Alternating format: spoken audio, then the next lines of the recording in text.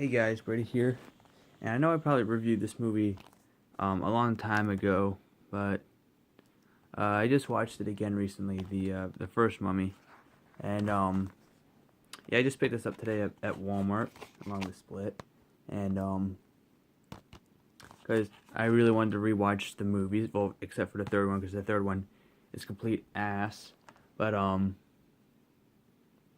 wanted to rewatch at least the first two movies because I wanted to get ready for the new one with Tom Cruise.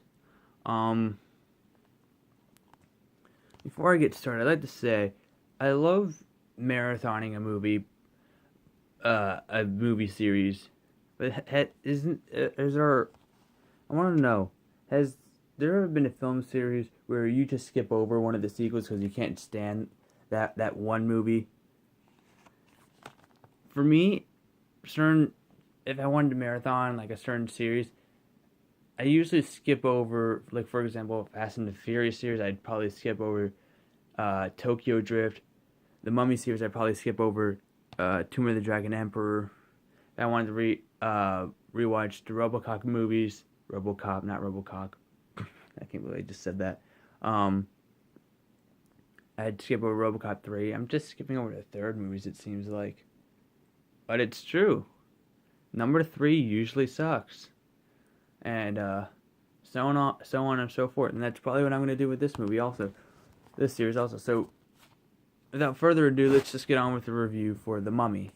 So, this is about Brendan Fraser. He's like an archaeologist or some sort. And he pretty much goes inside I guess it's like a tomb, or not a tomb, like I guess the mummy's tomb, and he just goes exploring. He meets this goes exploring with this lady played by Rachel Weisz. Her name is like Gertie or something, not Gertie, Evie, like Evie or something like that. And she's pretty much, I don't know, I guess she's like some stalker at some library or something. I don't know. This movie is filled with uh, a lot of things, and sadly, one of those things is just poor slapstick. And the beginning of this movie, it starts off with the mummy and this woman being chased after, and I guess they're about to have sex or whatever. And I guess the woman sacrifices herself, and she like no, she doesn't sacrifice herself. The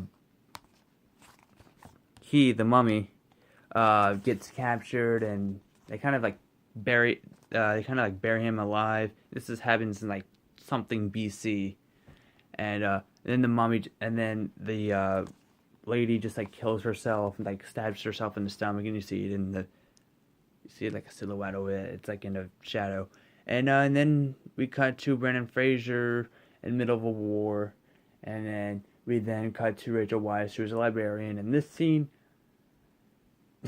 is stupid. Her as a librarian, she's on a ladder spinning it around, and then she just knocks over all these bookcases like fucking dominoes. Like all the dominoes, like all the bookcases just fall like dominoes, and it was just like kind of stupid. And then we see that one dude that seems to appear in like every 90s, early 2000s movies. He was the guy that bumped his head on the bed in Independence Day. He was, I think, the butler in Mr. Deeds. You know who I'm talking about. No, he wasn't the butler in Mr. Deeds. He was in Mr. Deeds. He was the butler in Home Alone 4. Yeah, we cut to her character. This movie starts off very slow. Like the first hour, 45 minutes is just very, very slow. Nothing's really happening. It's just filled with silly moments like that. And Brendan Fraser walking around with long, stringy hair until he gets a haircut. And then they go on this boat, and we meet Benny. Benny is the best part of this movie. I love Benny. Benny and Brendan Fraser are my favorite characters of this movie. And then I guess the Mummy. But I don't know, something about Benny. I just really like Benny. His introduction was funny. And then yeah, they go and they find the tomb, and I don't know. Uh, I liked this movie a lot back then when I was little. Watching it now, it's not as good as I remembered it was, but I still had fun watching it. I would say like the last, um, like the closing of the second act, and then all the way up to the third act is exciting. A lot of stuff is happening, but before they enter the tomb or whatever, they don't really do much. It's just a lot of boring scenes mixed with stupid slapstick. I mean, Brendan Fraser gets his hand caught in a suitcase at some point in this movie, and I know it sounds like I'm bashing this movie, but I'm not. I don't hate it at all. Um, I'd probably give The Mummy 3.5 out of 5 stars. Um, I think The Mummy Returns, although maybe an unpopular opinion, I think The Mummy Returns is a superior film. Um, I had a lot of fun with The Mummy Returns. I don't remember it that much, but I remember it being, from what I remember it being like a fun popcorn film. And yeah, like the ending to this movie, like the last half hour or so, hour 45, half hour 45 minutes is fantastic. And then once we hit like the 90-minute mark of the movie, like once we get into like 90 minutes into the movie, or an hour and I want no not 90 minutes. I want to say an hour and 20 minutes into the movie is where it finally picks up. So yeah. So before the hour and 20-minute mark, there's just really nothing going on, but once that hour and 20-minute mark hits, it gets really exciting. So yeah, 3.5 out of 5 stars. If you haven't seen The Mummy, why? I mean, you should see it.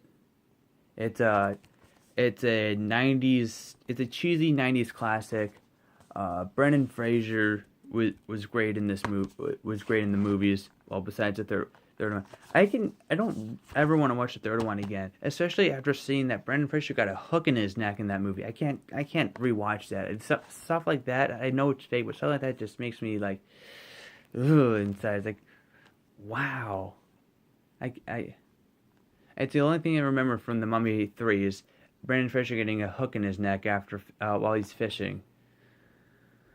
Oh, and it's directed by Brian Cohen, I believe, right? Brian Cohen? No, Rob Cohen, I mean. Rob Cohen. Where did I get Brian Cohen from? Rob Cohen directed the third movie, which is saying a lot because his movies generally suck. I mean, that first Fast and Furious movie was good. I haven't seen Triple X. I've heard okay things about it. He directed Daylight. I want to see Daylight of Sylvester Stallone. But then but the last couple of years, he's been directing real shit like Mummy, Tomb of the Dragon, Emperor. I heard Alex Cross was terrible, and his new movie, Boy Next Door, was complete shit. So